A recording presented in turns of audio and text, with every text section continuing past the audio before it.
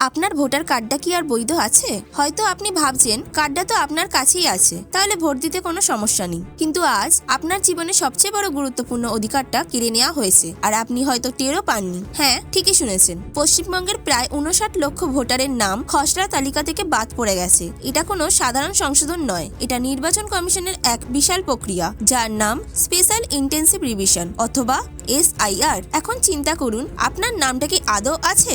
যদি না থাকে তাহলে শুধু ভোট দেওয়া নয়, সরকারের অনেক সুযোগ সুবিধা থেকেও কিন্তু আপনি বঞ্চিত হতে পারেন। সময় হাতে খুব কম, মাত্র 1 মাস। কি করলে এই বিপদ এড়ানো যাবে? কিভাবে বাঁচাবেন আপনার ভোটাধিকার? এই পুরো রহস্যটা সহজভাবে বুঝে নিতে চলুন শুরু করা যাক আজকের ভিডিওটি। এই ভিডিওটা কিন্তু শেষ পর্যন্ত দেখা আপনার জন্য মাস্ট। দেখুন, ব্যাপারটা সহজভাবে বুঝতে গেলে আগে জানতে হবে এই প্রক্রিয়াটা কেন শুরু হলো। নির্বাচন কমিশন বলছে ভোটার তালিকা পরিষ্কার পরিচ্ছন্ন করা দরকার। দীর্ঘদিন ধরে লিস্টে অনেক ভুল জমে আছে। সেই ভুলগুলো কি কি? মূলত 3টি ভাগে এই নামগুলো বাদ দেওয়া হয়েছে: মৃত ভোটার, স্থানান্তরিত ভোটার এবং খুঁজে না পাওয়া বা ডুপ্লিকেট ভোটার। হিসেবটা শুনলে অবাক হবেন, প্রায় 21 লক্ষের বেশি নাম বাদ গেছে শুধু মৃত ভোটারের তালিকা থেকে। 15 লক্ষের বেশি নাম বাদ দেওয়া হয়েছে যারা এক জায়গা থেকে অন্য জায়গায় চলে গেছেন। আর প্রায় 5 লক্ষ নাম এমন আছে যাদের খুঁজে পাওয়া যায়নি বা তাদের তথ্য ডুপ্লিকেট ছিল। কিন্তু আসল সমস্যাটা এখানে নয়, আসল সমস্যাটা হয়েছে অন্য জায়গায়। নির্বাচন কমিশন এবার একটা কঠিন নিয়ম এনেছে।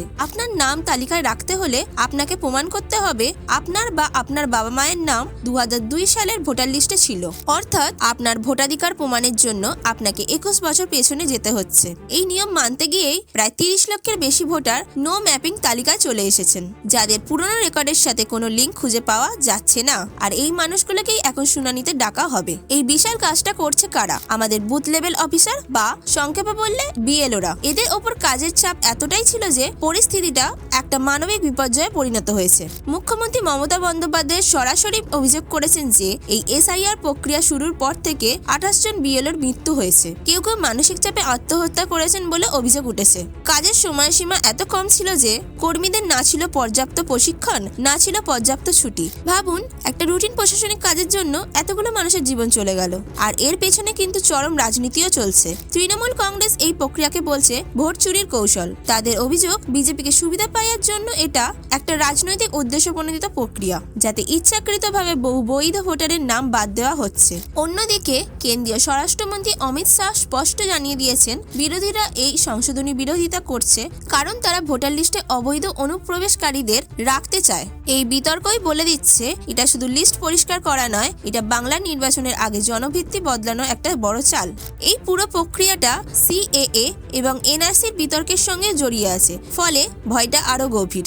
আপনার করণীয় কি? গতকাল অর্থাৎ 16ই ডিসেম্বর খসড়া তালিকা প্রকাশ হয়ে গেছে। যদি আপনার বা আপনার পরিবারের কারো নাম এই খসড়া তালিকা থেকে বাদ পড়ে গিয়ে থাকে, তাহলে একদম ভয় পাবেন না, আপনার হাতে এখনো সুযোগ আছে।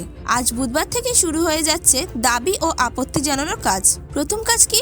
যত তাড়াতাড়ি সম্ভব আপনার নাম চেক করুন। অনলাইনে নির্বাচন কমিশনের 2টো ওয়েবসাইট আছে, একটা হচ্ছে eci.gov.in এবং আরেকটা হচ্ছে CO এবং আরেকটি হচ্ছে ceowestbengal.wb.gov.in। এছাড়াও আপনার এলাকার বুথ লেভেল অফিসার বা BLOর কাছে অফলাইনেও তালিকা দেখতে পাবেন। যদি নাম না থাকে তবে দেরি না করে এক্ষুনি একটা কাজ করুন। আপনাকে ফর্ম 6 অর্থাৎ ফর্ম নাম্বার 6 পূরণ করতে হবে, আর তার সাথে একটা অতিরিক্ত ফর্ম যার নাম অ্যানেক্সার 4 সেটা জমা দিতে হবে। এটা আপনি অনলাইনেও করতে পারেন অথবা এলাকার BLOর কাছে সরাসরি জমা করতে পারেন। এই দাবি জানানোর শেষ তারিখ কিন্তু 15ই জানুয়ারি। মনে রাখবেন, এরপরে আর কোনো সুযোগ পাবেন না। এরপর আসবে শুনানির ডাক। যে ভোটারদের নাম নিয়ে সন্দেহ আছে বা যারা নো ম্যাপিং লিস্টে আছেন তাদের শুনানির জন্য ডাকা হবে। আর এটাই হলো আসল অগ্নি পরীক্ষা।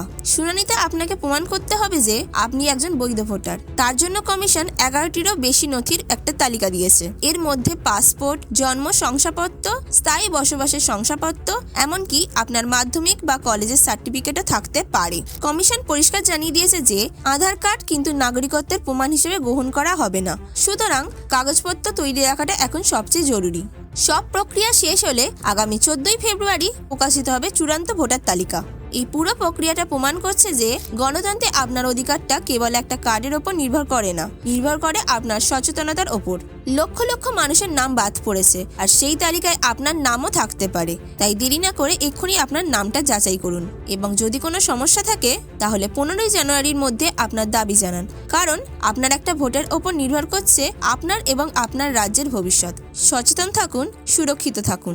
আশা করছি আজকের ভিডিওটি দেখার পর আপনাদের এসআইআর নিয়ে কিছুটা হলেও উপকার হয়েছে। তাই এরকমই গুরুত্বপূর্ণ ভিডিও পেতে আমাদের চ্যানেলটিকে অবশ্যই সাবস্ক্রাইব করে রাখবেন। আর ভিডিওটি যদি ভালো লাগে তাহলে একটি লাইক করে দেবেন এবং বন্ধুদের কাছে শেয়ার করে দেবেন, যাতে তারাও এই গুরুত্বপূর্ণ তথ্যগুলি জানতে পারে। আজকের মতো এতটুকুই। ফিরে আসবো আবার নতুন কোনো ভিডিও নিয়ে। ততদিন ভালো থাকবেন, সুস্থ থাকবেন। ধন্যবাদ।